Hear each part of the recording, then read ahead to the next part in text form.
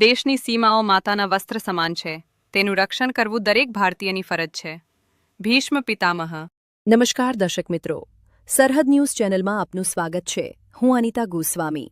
હવે જોઈએ સમાચાર વિસ્તારથી. પત્રકારને સમાચાર લખતા રોકી શકાય નહીં.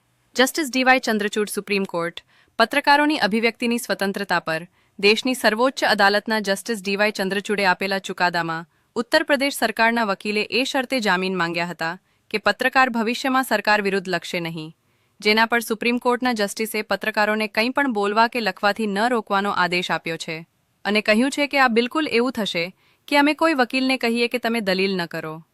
All India small and medium newspaper federation અને અખબાર બચાવો મહાસંઘે સુપ્રીમ કોર્ટના નિર્ણયને આવકારતા સમગ્ર દેશના પત્રકાર સંગઠનો વતી સુપ્રીમ કોર્ટના જસ્ટિસનો આભાર માન્યો છે અને કહ્યું છે કે પત્રકાર દેશનો ચોથો સ્તંભ ગણાય છે અને તેઓ હંમેશા તેમના લેખનથી દેશ અને સ્વસ્થ સમાજને મજબૂત બનાવવાના વિઝનનો અવાજ ઉજાગર કરે છે. તેથી સુપ્રીમ કોર્ટે તેમના સ્વસ્થ લેખન પર રોક લગાવી ન હતી અને દેશના વહીવટી અધિકારીઓને સંદેશ આપ્યો હતો. માનનીય સર્વોચ્ચ અદાલતનો ચુકાદો કે જેમ વકીલને કોર્ટમાં દલીલ કરતા અટકાવી શકાય તેમ નથી, તેમ પત્રકારને સમાચાર લખતા રોકી શકાય નહીં, એ લોકશાહીને મજબૂત કરવાની દિશામાં સકારાત્મક સિદ્ધાંત છે. રિપોર્ટ રમેશગીરી ગોસ્વામી, સરહદ ન્યૂઝ, ગુજરાત.